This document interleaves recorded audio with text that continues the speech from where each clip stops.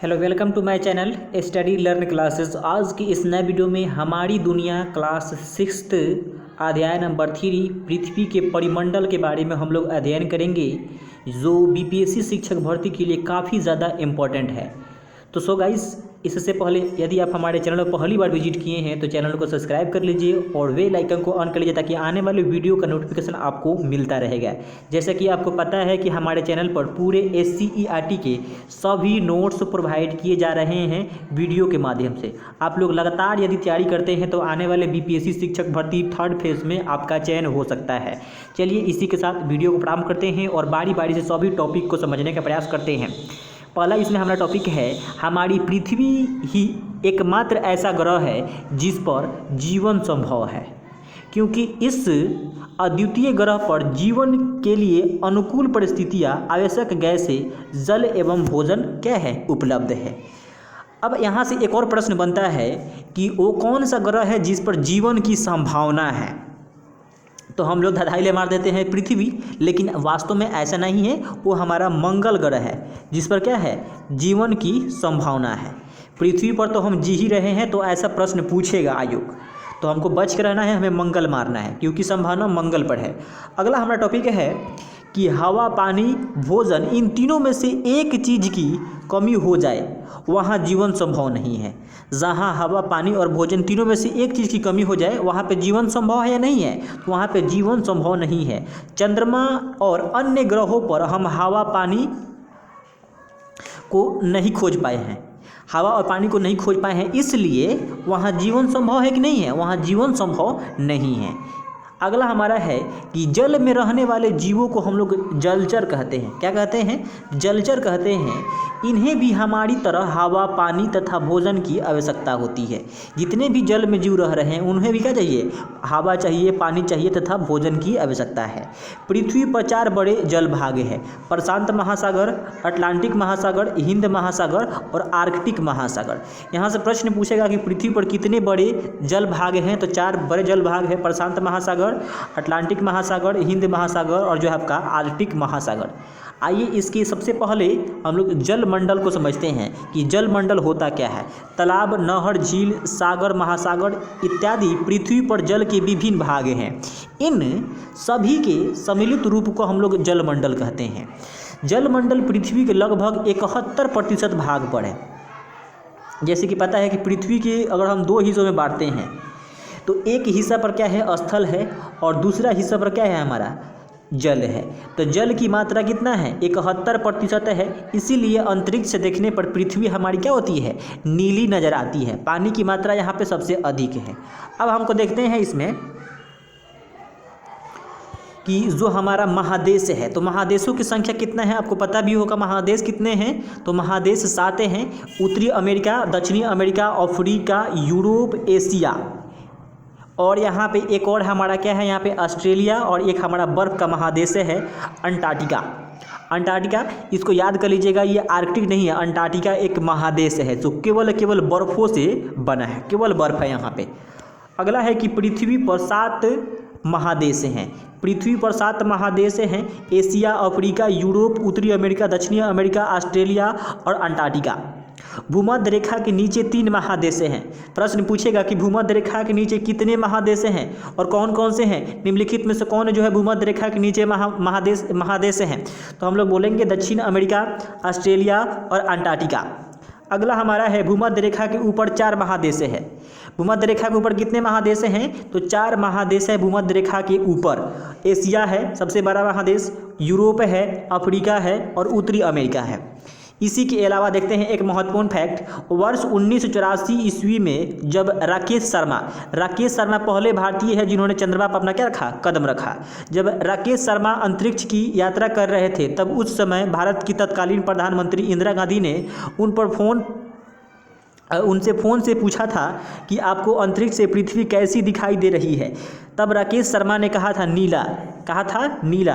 अंतरिक्ष से देखने पर हमारी पृथ्वी का रंग कैसा नजर आता है? नीला नजर आता है, नीला दिखाई पड़ता है, इसलिए पृथ्वी को हम लोग नीला ग्रह कहते हैं। क्या बोलते हैं? नीला ग्रह कहते हैं। और पृथ्वी ही एकमात्र अद्वितीय ग्रह है जहाँ पे क्या है? जीवन हम लोग व्यतीत कर रहे हैं। अगला हमारा है स्थल मंडल। स्थल मंडल पृथ्वी का वो ऊपरी ठोस भाग है जिसमें मिट्टी, कंकड़, पत्थर, पहाड़, मैदान, पठार इत्यादि के सम्मिलित रूप को हम लोग क्या बोलते हैं? स्थल मंडल बोलते हैं। अगला हमारा की स्थल संधि। स्थल संधि क्या होता है? तो स्थल का वो संकरा भाग जो दो बड़े स्थल खंडों को एक दूसरे से जोड़ता है। एक दूसरे से क्या करता है? जोड़ता है। संधि का मतलब क्या होता है? जुड़ना। तो दो बड़े स्थल खंडों को एक दूसरे से जोड़ना ही क्या कहलाता है? स्थल संधि कहलाता है। अब देखिए यहाँ पे चित्र में दिखाया गया है उत्तरी अमेरिका और दक्षिण अमेरिका। ये रहा आपका उत्तरी अमेरिका और ये रहा आपका दक्षिणी अमेरिका। इसको जोड़ने वाला जो संधि है वो कौन है? अटलांटिक महासागर है। कौन है? अटलांटिक महासागर है। तो यहाँ से प्रश्न पूछेगा कि दो स्थल को जोड़ने वाला, जैसे कि हमारा हो गया उत्तरी अमेरिका और दक्षिणी अमेरिका, इस दोनों को संधि को जोड़ने वाले संधि का नाम क्या है? तो बोलेंगे हम लोग अटलांटिक महासागर। क्या है? अटलांटिक महासागर। अगला चलते हैं हमारा जल संधि। जल संधि क्या होता है? देखिए पानी का वो एक संकरा भाग होता है। जल संधि जो है पानी का एक संकरा भाग होता है जो दो बड़े जल राशि को जैसे समुद्रों तथा महासागरों को एक साथ जोड़ता है। समुद्रों और महासागरों को एक साथ जोड़ता है, उसे हम लोग जल संधि कहते हैं। जल संधि को हम जलडमरू भी कहते हैं। क्या बोलते हैं? जलडमरू भी कहते हैं। जैसे कि पाक जल संधि। तो पाक जल संधि जो है भारत और श्रीलंका को क्या करता है? जोड़ता है। पाक जल संधि जो है भारत और श्रीलंका के बीच मिलता है। तो यह भी पूछ सकता है किन किन देशों के बीच मिलेगा? किन किन देशों को मिलेगा पाक जल संधि? तो हमारा होगा श्रीलंका और आपका भारत, याद रख लीजिएगा। अगला हमारा है वायुमंडल। वायुमंडल क्या होता है इसको समझ लेते हैं। आपको पता है कि पृथ्वी के हमारे चारों ओर क्या है? गैस का एक आवरण है, उसे हम लोग वायुमंडल कहते हैं। जलमंडल तथा स्थल मंडल के चारों ओर मौजूद गैसीय आवरण को वायुमंडल कहते हैं। हमारी पृथ्वी के चारों ओर गैस का घेरा है। हमारी पृथ्वी के चारों ओर क्या है? गैस का घेरा है। इसमें अनेक प्रकार की गैसों की मिश्रण है जिसमें नाइट्रोजन, ऑक्सीजन, कार्बन डाइऑक्साइड, अन्य गैस भी हैं। तो देखिए सबसे अधिक पूछेगा कि वायुमंडल में सबसे अधिक गैस की मात्रा कौन सी है? तो नाइट्रोजन है। अगर यहाँ से प्रश्न घुमाया कि पृथ्वी पर सबसे अधिक गैस की मात्रा किसकी है, तो हम लोग बोलेंगे क्या? ऑक्सीजन है। क्या बोलेंगे? ऑक्सीजन है। और उसके बाद देखिए क्या है? कार्बन डाइऑक्साइड और अन्य बहुत सारे आ जाएंगे। तो अब इसका परसेंटेज मात्रा पूछ देता है कि नाइट्रोजन जो है वायुमंडल में कितना प्रतिशत है? तो 78%। ऑक्सीजन कितना है? तो लगभग आपका 21%। पूरा इसका मान जानना है तो 20.99% है, यानी कि लगभग आपका 21% ऑक्सीजन है। और कार्बन डाइऑक्साइड अगर पूछा तो 0.03% कार्बन डाइऑक्साइड की मात्रा है वायुमंडल में। अगला हमारा है तिरका निशान। वायुमंडल पृथ्वी पर जीवों के लिए बहुत महत्वपूर्ण है। क्या है? बहुत महत्वपूर्ण है, जिसमें विभिन्न परतें होती है जो अलग अलग ऊंचाइयों पर पाई जाती है। पृथ्वी से ऊपर इनके नाम हैं, ऊपर के इनके नाम हैं जैसे कि क्षोभ मंडल हो गया, समताप मंडल हो गया, मध्य मंडल हो गया। अगला हमारा आयन मंडल हो गया, एक जो है बहिर्मंडल हो गया। अगला टॉपिक हमारा है जैव मंडल। जैव मंडल को समझते हैं। जैव मंडल क्या होता है? हमारी पृथ्वी पर तीन चीज़ें जैसे कि स्थल मंडल हो गया, जल मंडल हो गया और वायुमंडल, जहाँ ये उपस्थित होते हैं यही जीवन क्या होता है? पनपता है। और यह जगत सीमित है, इसे हम लोग क्या बोलते हैं? जैव मंडल बोलते हैं। यानी कि स्थल मंडल, जल मंडल और वायुमंडल के सम्मिलित रूप को क्या बोलेंगे हम लोग? जैव मंडल बोलेंगे। अगला है कि पृथ्वी पर स्थल मंडल और जल मंडल तथा वायुमंडल के सम्मिलित रूप को जैव मंडल कहते हैं। भाई जो मैं परिभाषा पहले बोला उसी को फिर से रिपीट किया है मैंने यहाँ पे कि पृथ्वी पर स्थल मंडल, जल मंडल तथा वायुमंडल के सम्मिलित रूप को डैश कहते हैं, तो हम लोग क्या बोलते हैं? जैव मंडल कहते हैं। पृथ्वी पर किसी भी मंडल का अपना एक स्वतंत्र अस्तित्व नहीं है। तीनों मंडल एक दूसरे में समाये हुए हैं। जितने भी मंडल हैं तीनों मंडल एक दूसरे में क्या है? समाये हुए हैं। स्थल पर नदियाँ, तालाब इत्यादि हैं। मिट्टी में भी पानी और हवा घुली हुई है। अगला हमारा है कि वायुमंडल में जलवाष्प और धूलकण होते हैं। वायुमंडल में क्या होते हैं? तो जलवाष्प एवं धूलकण होते हैं। अगला पॉइंट, जल मंडल में घुली हुई हवा और मिट्टी होती है। उपरोक्त बातों से पता चलता है कि तीनों मंडल एक दूसरे से क्या हुए? समाये हुए हैं। एक दूसरे से क्या हुए, समाये हुए हैं। जीवन पनपता है कहाँ पे, तो जैवमंडल में। ये सब हमारा वन लीनियर हो गया, जो आपकी SCRT के प्रश्न में दिया गया है, उसी को मैंने प्रश्न बना के यहाँ पे नोट किया है।